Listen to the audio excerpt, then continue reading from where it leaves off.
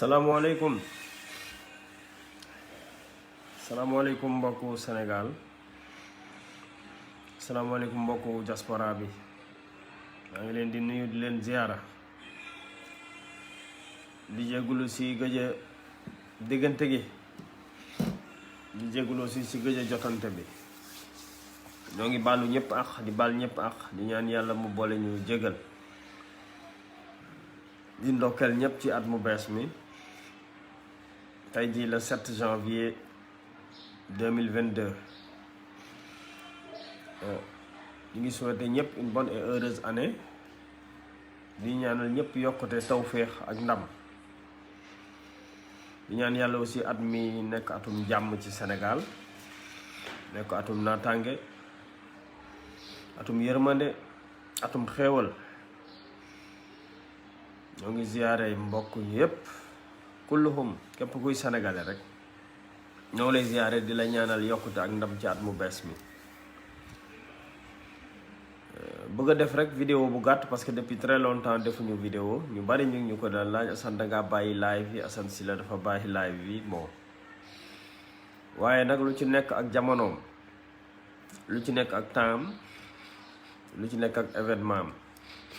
lu ci nekk xam na ne jamono ji mën naa ne 2020 bi ñu génn 2021 bi ñu génn 2021 bu metti la sur le plan politique bu metti la sur le plan économique et social ndax jafe-jafe yu bari am na fi ci Covid bi tamit kilifa yu bari jóge nañu fi nit yu bari jóge nañu fi ñu ñaanal yàlla ñooñu fi jóge tey suñu borom xaare leen aljanna ñu ñaan yàlla aussi ñi nga xam ne ñu ngi tëdd ci lali hôpital yi suñu borom fëgg seen bopp ñu jóg di ñaanal yàlla ñi nga xam ne ñoom la caabi féete ginnaaw suñu borom ubbi leen ñu génn ba delluwaat ci seen ay njaboot di yëglu nag ndax mun naa ne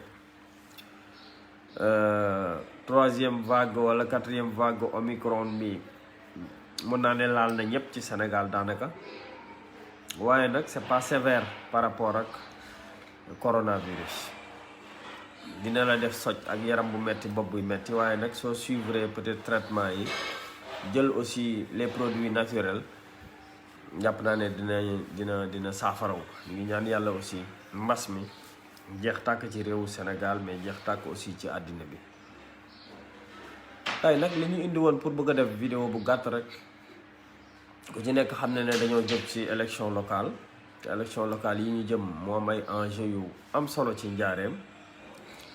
ñun ñu nekkoon en tant que conseiller municipal waa njaareem joxoon ñu seen baat 2014 ñu nekk conseiller municipal pendant 7 ans dëkk ci dëkk bi xam li xew ci dëkk bi donc suñu devoir la ñu wax ak waa njaareem leeral leen defal leen ñun suñu bilan ndaxte comme élection day jub si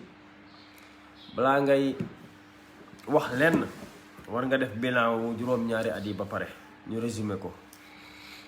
bilan boobu nag liñ ci bëgg a résumé rek mooy ku ci nekk xam na ne am nañ fi maire sortant boo xam ne moo fi nekk juróom-ñaari at yi yépp di gérer dëkk bi di suñu wëllëre di suñu xarit di ko xam ne ci première année bi wala 2 ans yu njëkk yi jot nañ liggéey ensemble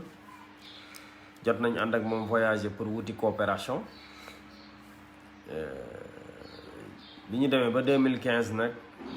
ci la def suñu diggante daal di taxalikoo parce que doxalin bi ma gisoon muy doxal jàppoon naa ne du doxalin bi ma yaakaaroon ba taxoon ma ànd ak moom loolu nag taxul ñu doon ay ennemis taxul ñu doon ay noon taxul aussi mu doon koo xam ne dañ ko bañ waaye juste rek dafa am foo xam ne bu fa dëkk tollee ngay responsable di chef de parti xeex ba yegg fi nga war a yegg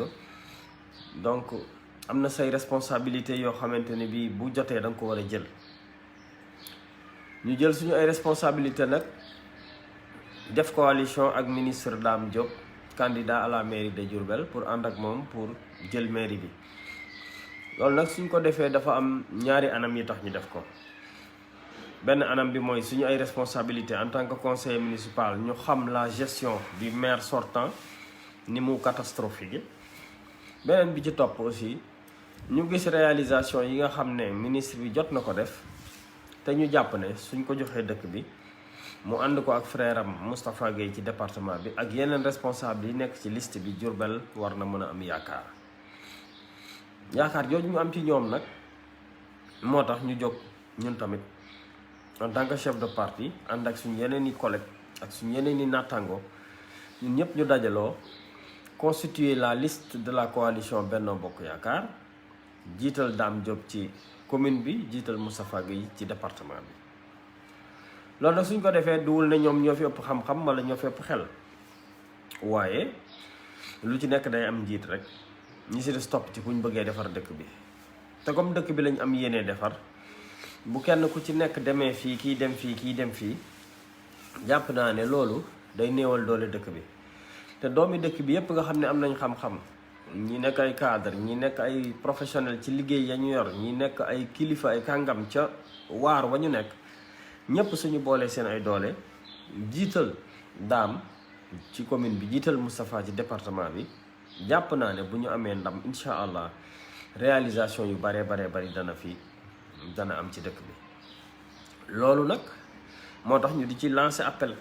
tey jii nga xam ne ci la campagne bi di commencer à minuit incha allah, toutes les forces vives de Diourbel ñu xam ne coalition bi ñu def du coalition par parloo, du coalition Macky Sall, du coalition Dame Diop, du coalition Moustapha Gueye, du coalition Assane Sylla, du coalition keneen ak keneen. ay forces yu bari la yu dajaloo ànd, xooluñu ci position wu nit, xooluñu ci parcours wu nit, xooluñu ci parti wu nit. li ñu xool rek mooy Diourbel mooy lan, mooy bëgg a fexe ba réalisation yi fi jot a amakus néew ñu gën a boolewaat suñu ay doole, gën a ànd ngir mën a kattanal dëkk bi, ngir mën a créer emploi ci dëkk bi, gën ko yokk, ngir mën a créer infrastructure ci dëkk bi, ngir mën a créer cadre de vie bu baax ci dëkk bi, ngir mën a fexe ba Diourbel am des infrastructures dignes de ce nom, parcours urbain bi ñu yokk ko, fexe ba aussi sur le plan de l'insalubrité, de la santé, de l'éducation, ñu fexe ba dimbaleen askan bi ngir ñu mën a woyofal seen ay coono. loolu nag décision la boo xam ne décision boo amoon solo la. bi ñu koy jël tamit laajoon nañ ñu bari, seet nañ ko, seetaat ko, parce que ñun bu ñu ànd ak nit duñu ànd ak nit ndax bëtam yi rafet, duñu ànd ak nit tamit ndax nit ku woyof la wala nit ku simple la wala day dem dëj wala day dem ngénte, déedéet. li nga xam ne moom la ñuy àndee ak nit mooy liñ ko dénk ci juróom-ñaari at yi ndax def na ko. ñu seetlu ne juróom-ñaari at yi nga xam ne moom lañ dénk le maire sortant, gestion bi dafa am ay jafe-jafe yu bari, ndaxte dëkk boo xam ne mi ngi dajale à peu près 700 millions ci recette, amaat 300 millions ci fonds de dotation ak concours, muy 1 milliard. maire bu gérer 1 milliard par at durant juróom-ñaari at, muy 7 milliards. war nañ la laaj bu juróom-ñaari at yi matee, waa juróom-ñaari milliards yooyu lan nga ci def. loolu moo tax ñu interpeller le maire sortant di ko laaj ne ko waaw 7 milliards yi nga xam ne géré nga ko pendant 7 ans lan lañ ci mën a teg baaraam fii ci Njaaréem. loolu mooy première question bi. beneen bi ci topp mooy ñu gis ne lotissé nañ 2800 parcelles. ci 2800 parcelles yooyu nga xamante ne bi moom lañu lotissé, bëgg nañu xam exactement liste bi ñan ñooy les ayants droit, ñan ñoo bénéficié wu ci 2800 parcelles yooyu, ñan la. parce que en tant que conseil municipal doomu Diourbel war nañu xam ñun 2800 parcelles yu ñu lotissé, ñu génn liste bi, xam ndax ñiñ ko jox ñu ko yeyooloo wala déet. bëgg nañ laaj aussi li nga xam ne moom mooy carburant wu dëkk bi, parce que dotation wu carburant wu commune bi yegg na presque 500 millions ci juróom-ñaari at yi. juróom-ñaari at yooyu dotation wu carburant boobu bëgg nañu laaj fan la dugg, ndaxte xam nañ ci lu bari que ni carburant dañ koy justifier, dafa am livre entrée et sortie. ngir Diourbel waaye mën a xam 500 millions yooyu ci carburant fan la dugg. marché public yi nga xam ne joxe nañ ko durant juróom-ñaari at yi, bi ma jotee rapport bi gis ko, daanaka damay gis daanaka boo ko seetloo c'est les mêmes personnes les mêmes entreprises ñoom ñoo gagné marché yi depuis juróom-ñaari at. loolu tamit ñu war cee samp ab laaj le maire sortant lan moo waral loolu. li nga xam ne mooy état civil am li nga xam ne maa ngi jégalu li nga xam ne mooy état civil am daanaka presque plus de 6000 litiges ci kayitu juddu jàmbur durant juróom-ñaari at. bu dul woon tey procureur bi fi bu bees bi fi nekk tey du ñu teg question bi sur la table ba jéem ko résoudre mu nekk laisser aller ak vraiment bàyyi sa responsabilité bu mag boo xam ne tey jii man le maire sortant wax dëgg yàlla def na ko. recrutement yi nga xam ne mooy recrutement à tous azimuts recruter ay nit ñuy toog te duñu liggéey presque 219 personnes boole ci 98 CDI ñu lépp ñu gàll ko ci mairie bi pour fay clientélisme politique. loolu tamit bokk na ci li nga xam ne ñun ay question la yoo xamante ne bii posé wuñu nañ ko. manque de transparence daal ci gestion bi ak manque de vision ci lu baree loo xamante ne bii vraiment jàppoon nañ ne bi ñuy dénk maire bi comme dañ doon wax maire bu dëkk ci dëkk bi maire résident nañ seet maire résident maire boobu ñu dénk ko dëkk bi def ko aussi député mu dëkk ci dëkk bi te juste depuis juróom-ñaari at mënul génne benn résultat wala mu duut baaraam presque ci juróom-ñaari milliards yoo xam ne jaar na ci loxoom. loolu aussi en tant que conseiller municipal man mënuma ko cautionner mënuma valider gestion wu maire boobu mënuma wax nit ñi ne nañu jàppalewaat maire bi ndax ginnaaw bi ñu xoolee gestion gis nañ ci défaillance yu baree bari. nit nag matul kenn ku ci nekk sa mën-mën ak sa kattan ak sa gis-gis fi mu yem rek foofu ngay yem. ba tax na jàpp nañ ne maire sortant bi def na presque juróom-ñetti at nekk na aussi député juróom-ñaari milliards jaar nañ ci loxoom te gisuñu booy dox ci njaareem luñ ne la réalisation bi ci koom-koomu doomu Jurbel réalisation bi maire bi def na ko. ba tax na ñu xalaat ne wax dëgg yàlla yamale ko foofu moom mooy li gën ci Jurbel te seet beneen équipe. parce que il faut ñu am habitude di seet bu ñu joxee nit su demee juróom-ñaari at wane mën-mënam fi mu yam wane taxawaayam wane gis-gisam fi mu yam dañ koy bàyyi nag daal di seet keneen. bàyyi gi ñu koy bàyyi nag taxul ñu ne dafa bon taxul ñu ne dafa ñàkk yitte taxul ñu ne dafa lii dafa laa kenn ku ci nekk rek sa mën-mën ak sa gis-gis fam yam rek foofu la yam te jàpp naa ne le maire sortant mën-mënam ak gis-gisam yam na fi. ndaxte nag njaareem kenn mënu ko yor ci dem dëj ak dem ngénte dégg naa ñu naan fii dem dëj ak dem ngénte rek moo fi am. waaw damay dem ci dëj yi damay dem ci ngénte yi xaalisu njaareem joxuñu ko maire bi pour muy dem ci dëj ak ngénte. xaalisu njaareem dañ ko jox maire bi pour que tali yu toj yi ñu defar ko. xaalisu njaareem dañ ko jox maire bi pour que lampe yi ñu changé ko.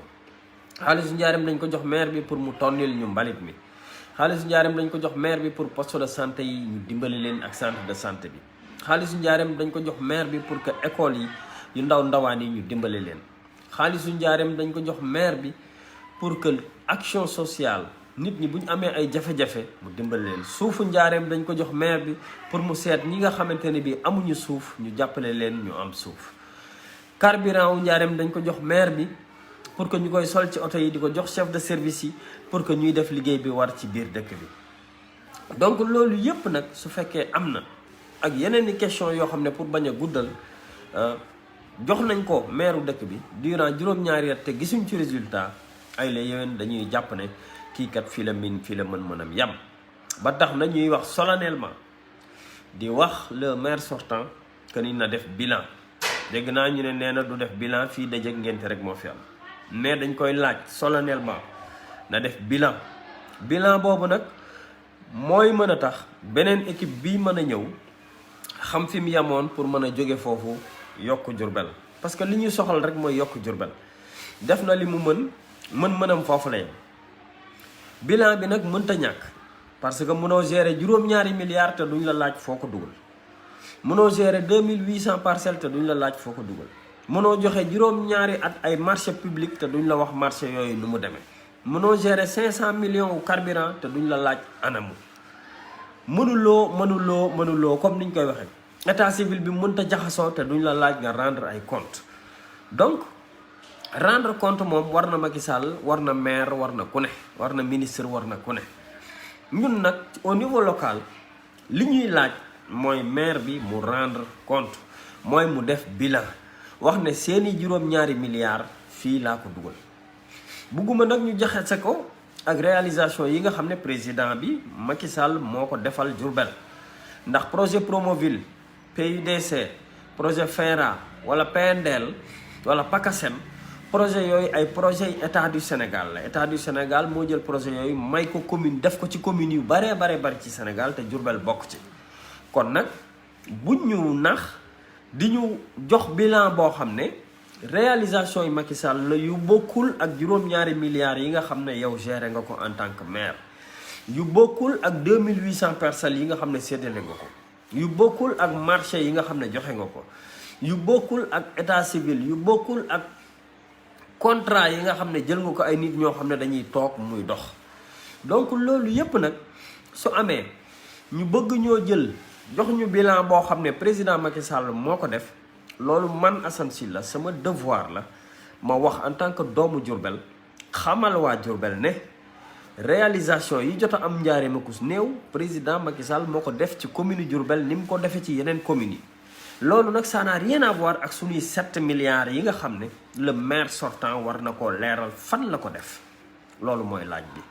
ndax bu ngeen gisee 11 kilomètres tali yi nekk si Diourbel Macky Sall moo ko def à travers Promoville bu ngeen gisee 150 personnes yi nga xam ne ñoo nekk ci mbedd mi di bale muy projet FERA Macky Sall moo ko def di 150 personnes yoo xam ne ñooy wër di bale mbedd mi bu ngeen gisee lampadaires solaires yi 1000 lampadaires solaires la président Macky Sall moo ko may waa Diourbel bu ngeen gisee stade bi ñu defaraat ko président Macky Sall moo ko may waa Diourbel marché Ndoumbé Diop bu ngeen gisee ñu defaraat ko président Macky Sall moo ko may waa Diourbel bu ngeen gisee 24 tata di daw ci dëkk bi président Macky Sall moo ko may waa Diourbel lii ay réalisation yi président Macky Sall la man jaayuma Macky Sall ku si nekk xam ne presque 9 ans ngi nii ànduma ci daraam mais nag sur le plan local ànd naag ministre am pour ñu liggéey Njaaréem waaye nag réalisation yi fi jot a am yoon la sama devoir la man ma xamal waa Njaaréem ne du réalisation wu maire sortant réalisation wu président du Sénégal la à travers des programmes mu état yoo xam ne Promoville la PACASEN FERA PUDC ak PNDL programme yooyu nag am na ci région yépp am na ci gox yépp état du Sénégal moo ko def kon bu leen kenn wax ne wala mu leen di gëmloo ne lii fi jot a am moom moo ko def liñ koy laaj nag moom maire bi mooy li nga xam ne géré na ko ci alalu dëkk bi ci koom-koomu doomu Njaaréem seen dërëm ak sama dërëm ak suñuy ñaar dërëm ak suñuy patente ak suñuy lempo ñu di ko dajale at mu jot muy toll ci 700 millions boole ceeg fonds de dotation ak fonds de concours mu war a mat 1 milliard nga géré ko pendant juróom-ñaari at lu jege milliard muy juróom-ñaari milliards te doo dox ci Njaaréem bañ ne la réalisation bi maire bi fi nekk moo ko def loolu lu jara samp ab laaj la loolu it moo waral ñu jàpp ne maire bi mën-mënam fii la yem nañ ko yemale fii te seet beneen équipe boobu nag mooy équipe bi nga xam ne am nañ ci yaakaar te yaakaar jiñ ci amit mooy que ni yaakaaru bu ànd ak fulla la ak fayda lépp loo xamante ni bi digaale nañ ko ak waa Njaaréem ñu fas ko yéene def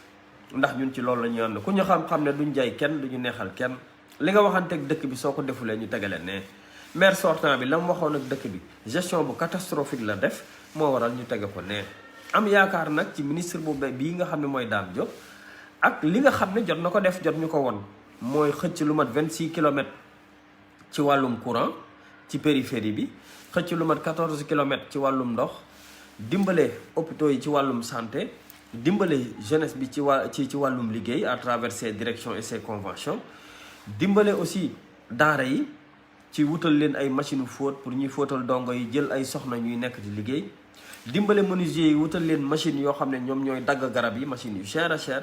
dimbale lawbe yi dimbale tailleur yi dimbale mécanicien yi garage bi aussi ñu am fa projet am projet ci daral gi am projet aussi ci réfection des routes programme 28 kilomètres de réfection des routes boo xamante ne bi président Macky Sall mayaat na ko Njaaréem xam naa ne incha allah fii léegi dans 3-4 mois travaux yooyu dana démarrer 28 kilomètres yu bees yoo xam ne tali bu tojoon ci Diourbel ci biir ville bi ak li ko wër dinañ ko réhabilité waat donc liggéey yooyu boole ci juróom benn tali yu bees yoo xam ne Dame Diop lijjanti na ko ba indi ko biir Diourbel juróom benn tali yu bees yu bokkul ak programme de réhabilitation 28 kilomètres yooyu ñu war ko defaat ci quartier yi. ak li ma jot a xam ci moom ci humilité am ci simplicité am ci nekkub taalibe nekk ku simple jàpp naa ne doomu Diourbel yi ak waa Njaareem war nañu am ci moom yaakaar am yaakaar aussi ci Moustapha Gueye ci département bi. parce que département bi tamit bu fekkente ne bii le président sortant di Khadim Gueye wax dëgg yàlla mag la am na 73 ans jàpp naa ne intérêt boppam moo tax muy laajaat waaye jàpp naa ne heure bi waroon na fekk mu jël retraitam te xam nañ ko tamit. nekk nga ministre nekk nga DG ba pare nekk président conseil départemental te gisuñu benn réalisation pendant 7 ans yoo xamante ne bi lu am solo la loo xamante ne bi président bi def na ko te jàpp naa ne aussi à 73 ans war naa jël retraitam nit ki nag mënuloo am juróom-ñaar fukki at ak ñett ba sa doom di laaj dëkk bi nga nar a jàkkaarloo waat ak sa doom di xëccoog sa doom jàpp naa ne loolu intérêt personnel kese la te loolu nag war nañ ko changer. moo tax ñu bëgg jeunesse bi di laaj département bi aussi ñu jiital ndaw jiital un jeune comme Moustapha Gueye déterminé engagé un gagneur généreux def dimbale doomu Diourbel yu bari à travers structure yi mas a jaar yépp mu jàppale doomu Diourbel yi nit kooku aussi am nañ ci moom yaakaar. équipe bi aussi am na yeneen i responsable ay kilifa yu fa nekk Fat Diané mi ngi ci docteur Soumaré mi ngi fi Sayer Diop mi ngi fi Amath Niang mi ngi fi Modou Fall mi ngi fi Moustapha Mbaye mi ngi fi Ibrahima Mbakatine mi ngi fi ak yeneen i kilifa yoo xamante ni bi tey ñoo formé équipe bi nga xam ne ñoo bëgg a laaj baatu Njaareem ñoo xam ne am nañ ci moom yaakaar du 109. kon nag ñi ngi wax waa Diourbel ne sunu position bi position bu nu gëm la position bu am Pastef la position bu dëgër la ànd ñoo nit ngir bëtam yi rafet bi ànd ak opposition bi jotee ànd nañoo ak ñoom pour xeex lu ñuy xeex. bu ànd ak nguur gi jotee tamit wala ku bokk ci nguur gi ànd ak moom ngir xëcc ay njariñ Diourbel duñ ci hésiter parce que ñun duñu nit ñoo xam ne dañ ñoo tënk ci dara wala ñu yeew ñu naan ñu fii ngeen di jaar ak faa ngeen di jaar. bi ñu jàppee ne dugg ci opposition bi xeex jot na dañoo xeex 2017 dañoo jàppale woon Ousmane Sonko gisuñ ci moom après benn taxawaay bu dëgër bu war a mën a tax ñu continuer suñu compagnonnage ak moom ñu bàyyi ko fee. ànd ak Idrissa Seck ci présidentielle yi jiite coalition bi fii ci Diourbel liggéey ci liggéey boo xam ne moo ñu jox résultat wu 31%. moom aussi dem nañ ba gis ne suñu ànd ak moom foofu la mën a yem ñu yemale ko fa. intérêt Njaareem nag taxaw gis-gis taxaw ci Njaareem avenir u Njaareem nekk en jeu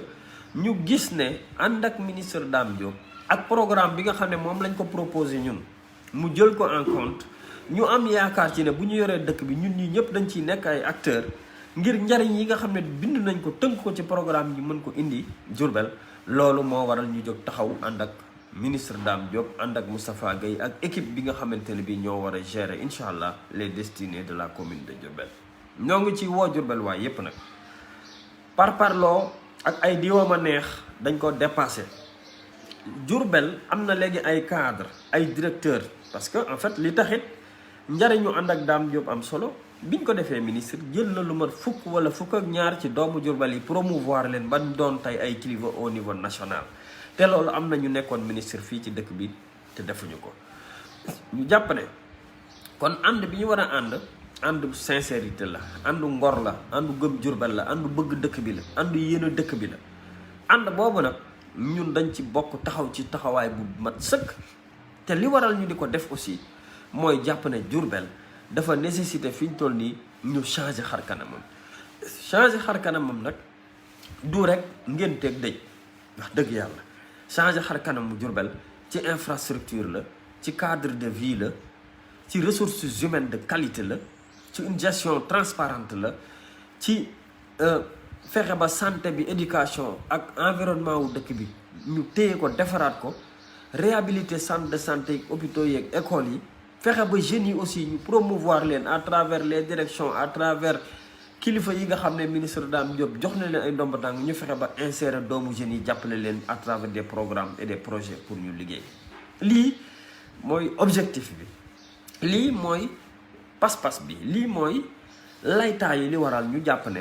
ànd ak ministre Dame Diop ànd ak équipe municipale bi ànd ak le DG Moustapha Gueye au conseil départemental njariñu Diourbel kese la moo waraloon ñu jóg ànd ak ñoom di ci lancer appel nag ñëpp ku ma xam-xam ne du ma yaafuus du ma yambar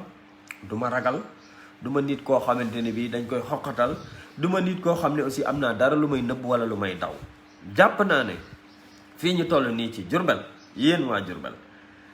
ànd ak ministre Dame Diop ak Moustapha Gueye ak équipe bi ñu àndal xëcc ay njariñ indi ko Diourbel foofu la suñu avantage nekk suñu avantage nekkul ci jàkkaarloog état di xeex ak moom parce que commune rek lañ mënuñoo xeex ak état commune li mu soxla mooy état accompagner ko commune li mu soxla mooy état dimbale ko à travers des projets te nag commencé nañ ko comme président Macky Sall commencé na xëcc ay projet indil ko waa Diourbel jàpp naa ne suñu ànd ak ministre Dame Diop njariñ yooyu dina yokk ndax bu ñu Macky Sall mayee 11 kilomètres pendant 7 ans bu ministre Dame Diop nekkee maire war nañoo mën a am lu mat 100 kilomètres suñu Macky Sall mënee may 1000 lampes pendant 7 ans jàpp naa ne su ministre Dame Diop nekkee maire war nañoo mën a am 2000 à 3000 lampes suñu mënee am 24 tata à travers Macky Sall war nañoo mën a am 50 tata su Dame Diop faloo suñu mënee am marché bu bees en 7 ans bu lakkoon ñu defaraat ko war nañoo am deuxième marché bu mag su Dame Diop faloo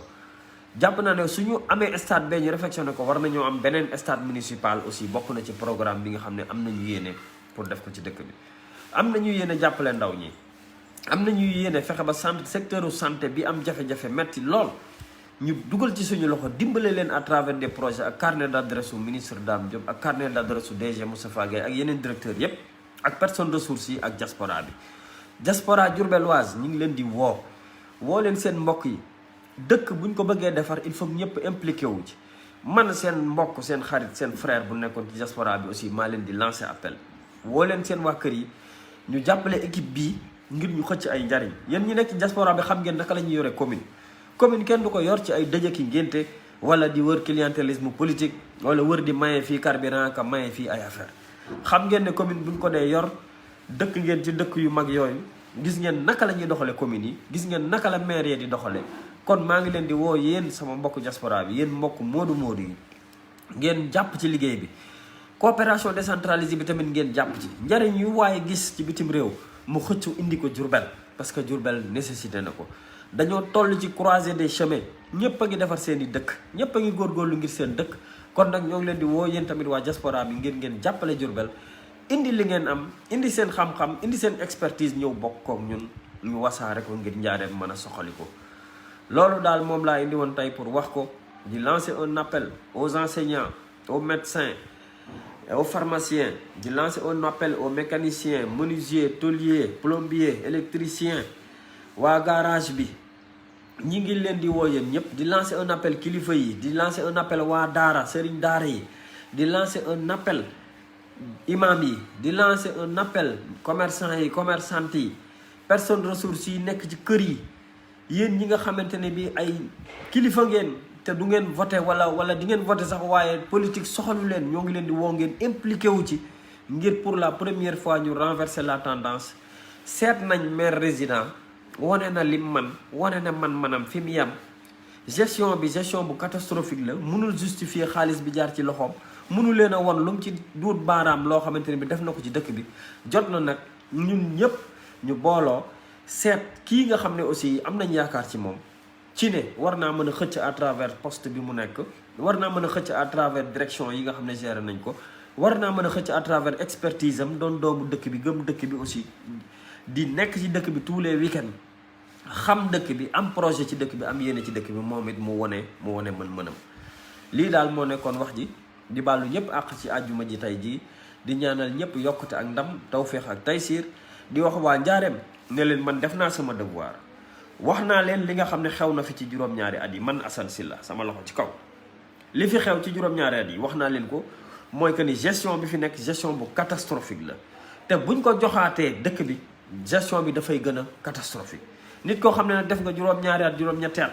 gestion bi yem fii ni nga gérer dëkk bi alalu dëkk bi kenn xamul foo ko dugal ni nga gérer suuf si ni nga gérer état civil ni nga gérer carburant bi ni nga gérer marché yi ak projet yi fi am yépp ni nga ko gérer doon loo xamante ni bii dara leeru ci te doo dox ci mbedd mi bañ ne la maire bii ci juróom-ñaari at yi juróom-ñaari milliards yi jaar ci loxoom moo fi def lii man de Assane Sylla loolu du ma ko cautionné wu ma ko tey cautionné wu ma ko suba maa ngi wax ñépp nag ne ànduma ci loolu tey ànduma ci loolu suba képp koo xamante ne bi aussi joxaat nga maire bii sortant bii dëkk bi sa responsabilité ëllëg bu kenn wax ne Assane Sylla kaasu ko woon xeexu ko woon ndax lii may wax nii yàgg naa ko wax ci biir conseil municipal bi du bañ ko nag du soxore ko du iñaane ko ñu ngi koy ñaanal yàlla jàmm lépp lu ma ko yéene ci lu bon rek man yàlla naa ko ci jiitu yéenewu ma ko dara lu bon waaye damaa xam ne mën-mënam fii la yam kon nag nañ seet équipe bu bees bi mooy yaakaar ji mi ngi ci Dame Diop ak Moustapha Gueye ñu bañ a xool ay coloration politique mais jox leen seet leen ngir dëkk bi mën a am njariñ ngir dëkk bi mën a avancer loolu daal moo nekkoon kàddu yi ñu ngi leen di tuubal ci àjjuma ji di leen jégalu di leen jox rendez-vous incha allah ba fan yi di ñaanal ñëpp jàmm di ñaanal ñëpp tawféex di ñaanal njaareem suñu borom wasaare fi ay xéewal ci barke Sëñ Tuuba ak Cheikh Rafal jërë ngeen jëf